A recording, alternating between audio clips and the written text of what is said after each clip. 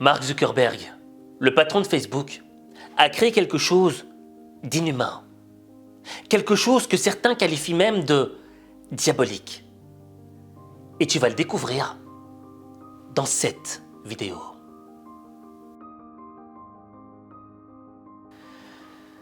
Cette chose inhumaine, cette chose diabolique, c'est le Metaverse.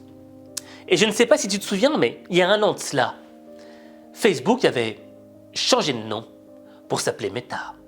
Effectivement, on a vu beaucoup de changements chez Facebook ces derniers jours. En réalité, tout démarre avec les révélations de Frances Haugen. Vous savez, Frances Haugen, c'est cet ingénieur qui est resté longtemps chez Facebook, qui en a profité, si j'ose dire, pour faire des photocopies de plusieurs centaines de documents. Des documents qui expliquent que bien souvent, Facebook privilégie son propre profit à la santé mentale de ses utilisateurs. Les accusations les plus graves concernent les utilisatrices les plus jeunes. Alors, dans la foulée, on est fin octobre, Facebook en a profité pour changer de nom, pour s'appeler Meta, mais bien plus qu'un lifting, c'est une toute nouvelle expérience que nous propose Meta de rentrer dans une nouvelle dimension.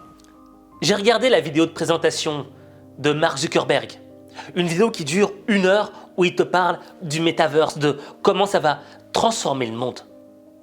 Et le truc de ouf, c'est que le gars t'a dit que le Metaverse va même remplacer l'Internet mobile. Et son objectif, c'est quoi? C'est comme dans Facebook, de connecter les gens. Alors le métaverse, alors moi je ne sais pas ce que c'est.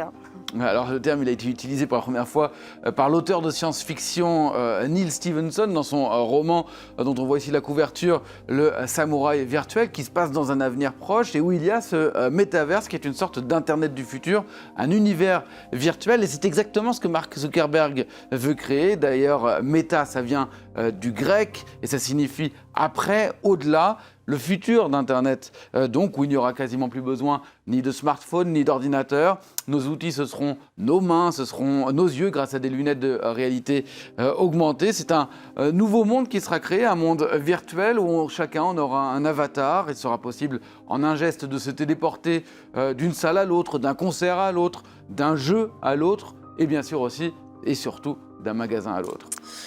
Mais depuis la sortie du Metaverse, il y a plein de gens qui s'indignent, il y a plein de gens qui décrient ce projet. Et aujourd'hui, c'est en train de devenir un flop financier.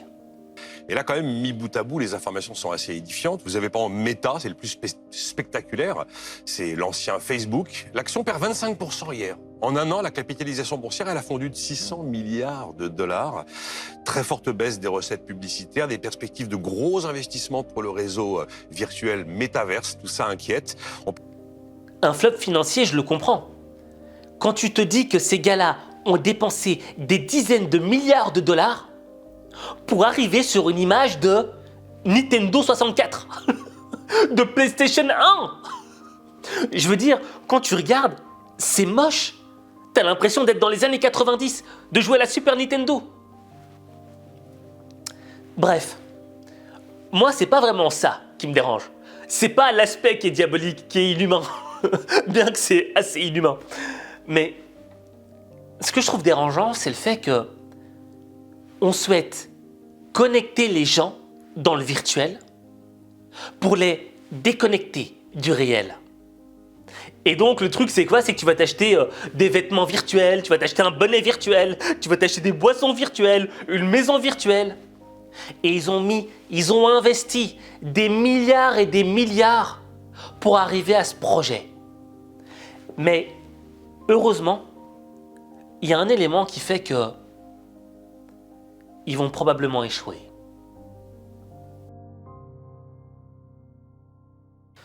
Bon, là j'en parle quand je me réécoute et quand je dis ils vont probablement échouer, c'est genre on est en guerre.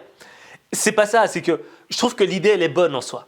Tu vois, l'idée elle est bonne d'aller dans un monde virtuel et de faire certains trucs. Mais leur idée à eux c'est quoi? C'est qu'on y reste H24 pour dépenser le plus d'argent.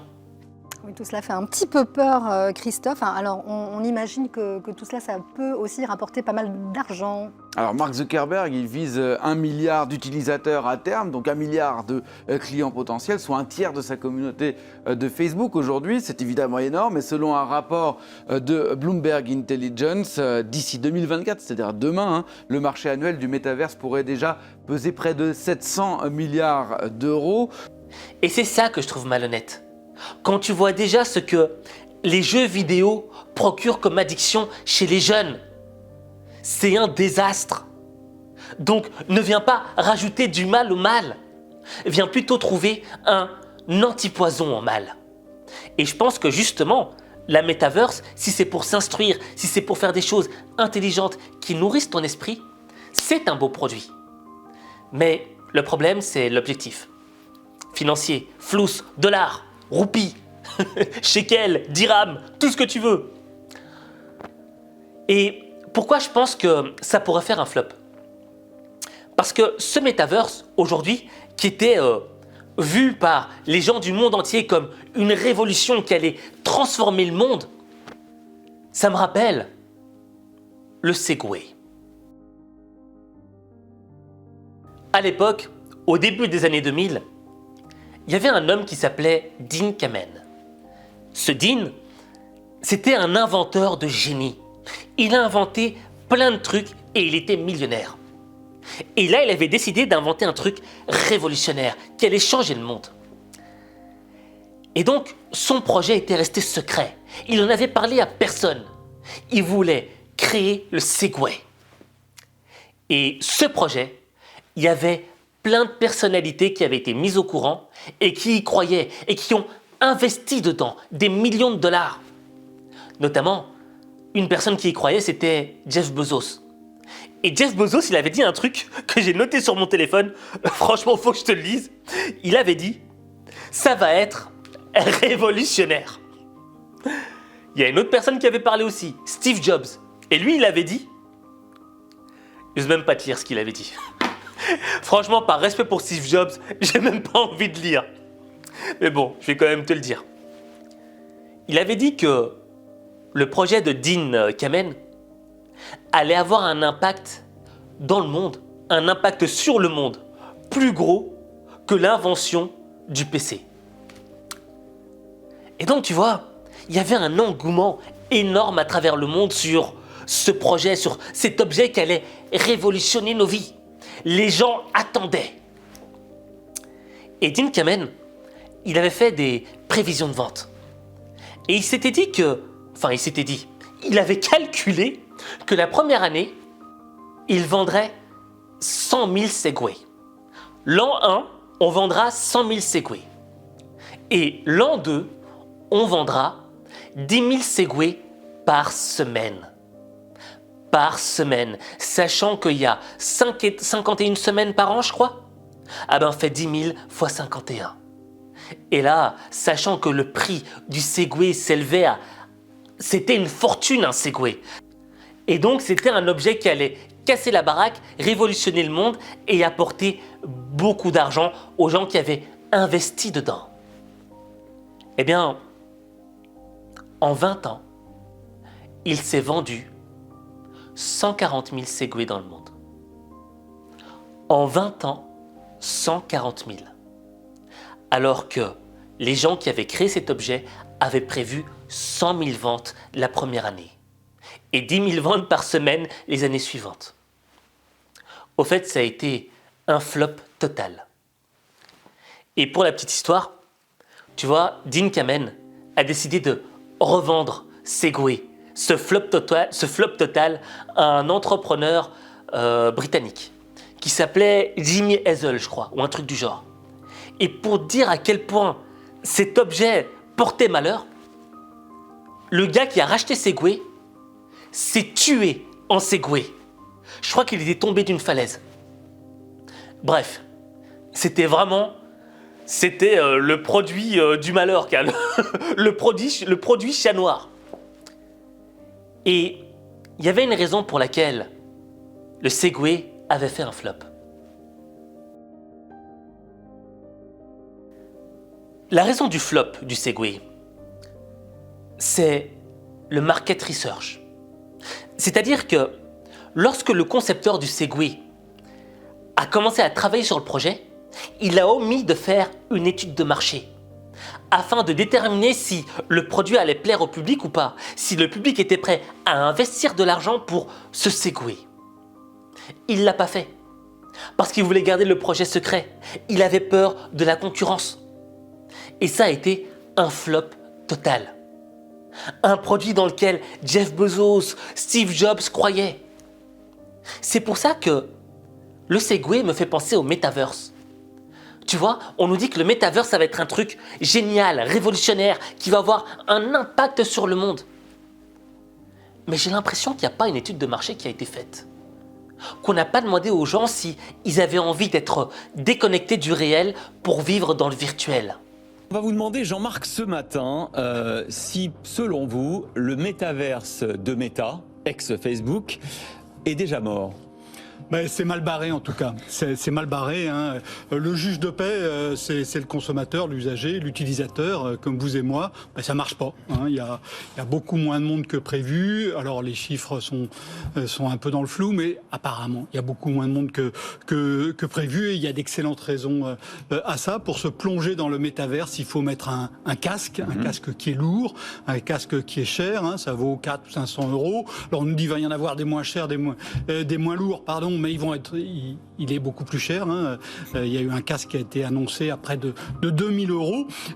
Ensuite, quand on y est, c'est difficile de s'y retrouver. C'est normal, hein, dans un univers nouveau, c'est pas facile.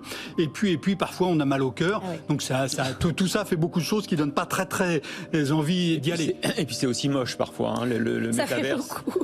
Oui, mais enfin, c'est nul, quoi. L'avatar du patron de Meta était pas terrible. Oui. Hein. Et la preuve, c'est qu'aujourd'hui, tout le monde dit que c'est nul, que le casque est trop lourd, etc., etc. Maintenant, bon, peut-être que je me trompe. Peut-être que dans 5 ans, le metaverse de Facebook deviendra un truc que tout le monde utilisera. On verra dans l'avenir. Mais en tout cas, pour moi, aujourd'hui, j'ai l'impression que ça prend la direction du Segway. Et que ça se dirige vers un flop total.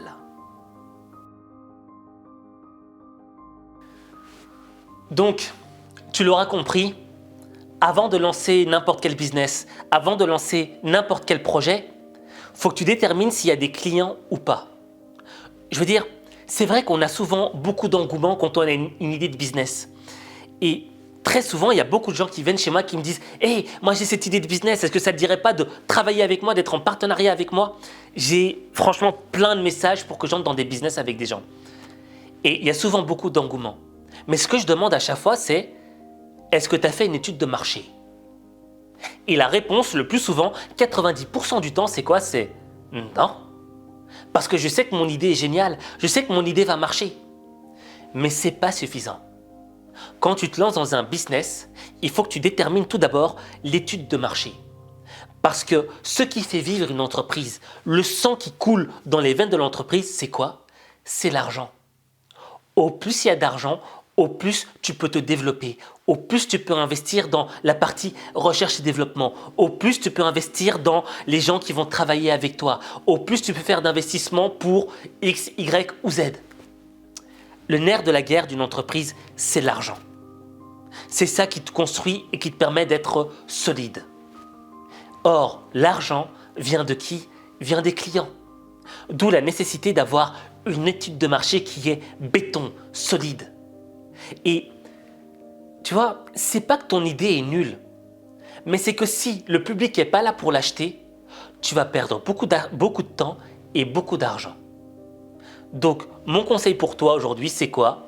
C'est quand tu as l'idée, ok, tu as l'engouement, mais ensuite, reviens les pieds sur terre pour déterminer s'il y a un public qui est prêt à l'acheter. J'ai fait l'erreur maintes fois, c'est pour ça que je t'en parle.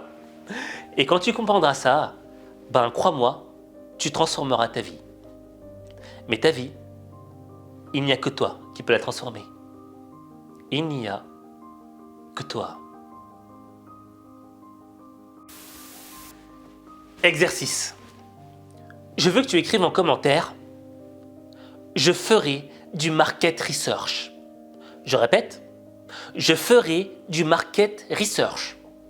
C'est-à-dire que tu vas faire une étude de marché avant de lancer n'importe quel business. En écrivant cela, en faisant l'étude de marché, tu feras partie des 10% d'entrepreneurs qui réussiront. Je te dis ça parce que j'ai envie que tu réussisses. Moi, je me souviens, j'avais lancé une conférence qui a été un flop. Je dis honnêtement, ça a été un flop. Et je m'étais dit, mais attends, mais pourtant j'ai beaucoup d'abonnés, j'ai beaucoup de gens qui me suivent, mais là-dessus, sur cette conférence, il n'y a pas eu beaucoup de monde. Et ça m'a blessé à l'intérieur. Mais quand j'ai revu ça avec mon coach en business, il m'a expliqué, il m'a dit, mais Aziz, est-ce que c'est ce que le public voulait? Non. Non, parce que je ne lui avais pas demandé. Je n'avais pas demandé à ma communauté qu'est-ce qu'elle voulait. C'est pour ça que j'ai fait un flop. Et c'est la raison pour laquelle, là, il y a quelques temps de cela, j'ai fait des recherches, j'ai posé des questions à ma communauté pour leur demander quel genre de conférence ils voudraient, qu'est-ce qu'ils ont besoin, qu'est-ce qui les intéresse. Et là, 90% des réponses, c'était quoi? C'était « Aziz, on veut que tu reboostes notre confiance en nous. C'est ça qui nous intéresse. » Ah ben là, je suis en train de créer une conférence sur la confiance en soi. Et si toi, ça t'intéresse de te rebooster, de rebooster ta confiance en toi pour être quelqu'un qui a un mental d'acier, je te propose de t'inscrire à ma newsletter où tu recevras toutes les informations pour participer en exclusivité à ma prochaine conférence.